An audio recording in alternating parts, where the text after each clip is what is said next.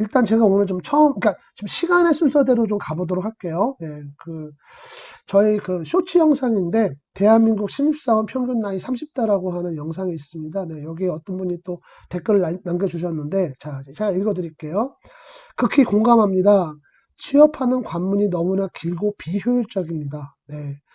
기나긴 수험 생활을 보상받기 위해서 좋은 직장만을 찾게 되는 젊은이들의 인생에 불만족과 불안이 가득합니다. 이렇게 말씀을 해주셨어요. 뭐 짧은 글이긴 하지만 뭐 여기에 대해서 여러분들 모두 다 이제 거의 대부분 다 공감을 하실 것 같은데, 저는 이제 이 부분이 조금 마음에 좀 와닿더라고요. 뭐냐면 이제 취업하는 관문이 너무나 길고 비효율적이다. 그래서 지금 대기업 같은 경우는 지금 뭐 아시겠지만 보통 이제 신입사원들, 그러니까 신입사원들 평균 연령이 30대예요. 예, 30대를 넘어갔어요. 대기업 같은 경우. 그러니까 그 대기업이라는 게 뭐 50대 대기업인지 20대 대기업인지 100대 대기업인지 모르겠는데, 요즘은 분위기가 100대 대기업은 대기업을 안 쳐주는 것 같아. 그냥 잘 쳐줘야 하는 50대? 보통 이제 일반 사람들 얘기하면 이제 20대 대기업 정도 이렇게 보고 이렇게 얘기를 하는 것 같은데, 30대라고 합니다. 예, 입사하는데, 이제 이게 여러분들 사실상 이런 거 한번 생각을 해보셔야 돼요.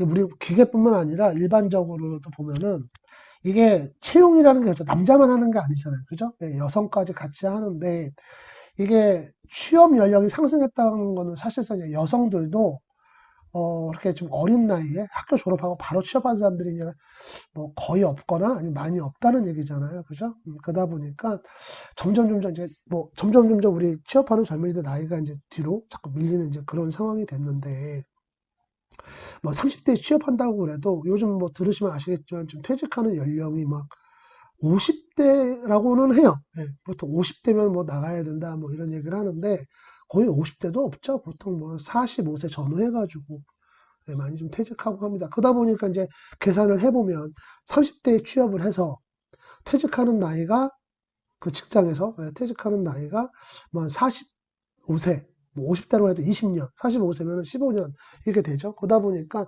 실제로 내가 한참 일을 해서 돈을 제일 잘 벌 때, 한참 돈을 또 벌어야 될 때, 퇴직하는 이제 이런 현상이 일어납니다. 그래서 이게 이제 비단 뭐 우리 기계 쪽이라고 해서 뭐 그게 아니 거기서 뭐 좀 우리는 좀 달라 이렇게는 못할 것 같아요. 예, 우리 같은 경우는, 대기업 같은 경우는 어쩔 수 없죠. 대기업 같은 경우는 뭐 관리 쪽이 아무래도 우리가 이제 관리하는 일이 많다 보니까 그렇기는 한데, 예.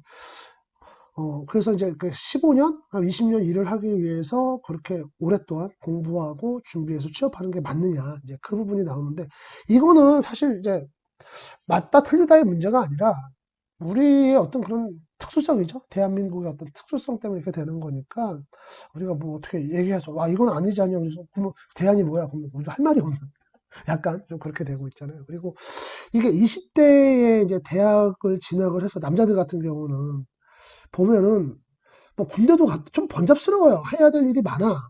예, 군대도 일단 군대도 갔다 와야 되고, 또 취업을 위해서 좀 해야 될 게 많죠. 특히 이제 공대 졸업하신 분들 같은 경우는, 예, 거기다 이제 뭐 대학원을 간다든가 아니면 특별히 뭐 공무원이나 공기업을 준비한다면 공부를 좀 차후에 좀 더 해야 되고 뭐 이런 부분이 또 있기 때문에, 제가 봤을 때는 이 취업 연령이 땡겨지기는 좀 어렵지 않을까 싶습니다. 솔직히. 그리고 또 여성들 같은 경우는 그런 남성들하고 또 경쟁을 해야 되기 때문에 똑같이 또 자연스럽게 또 올라가고, 취업 연령이.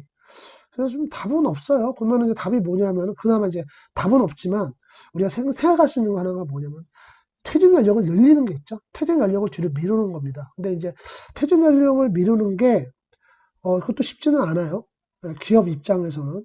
그쵸? 예, 그리고 그게 또 어떻게 보면 답인가 싶기도 한 게, 그게 다, 그걸 또 답으로, 이게 답이다. 지금 우리가 할 수 있는 게 이거다라고 또 내세울 수가 없는 게, 그렇게 오랫동안 또 사람들이 기업에 버티고 있으면 또 사람을 새로 뽑아야 되는데, 그게 또 힘들죠. 그러니까 이게 다 상충하는 부분이 있기 때문에, 모르겠습니다. 이제 우리나라 같은 경우는 어차피 고령화가 지금 진행이 많이 되고 있고 빨리 되고 있기 때문에, 아마 제 생각에는 퇴직 연령을 늦추는 쪽으로 계속 가지 않을까.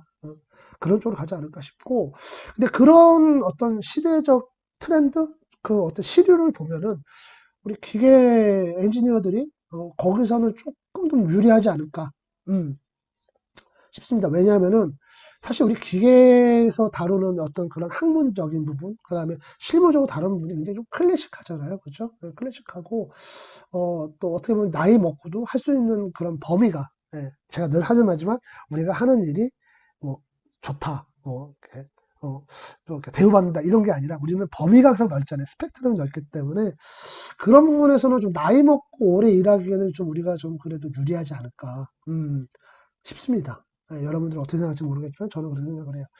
예, 그래서 좋은 댓글 이분 감사하고요. 예, 그 다음에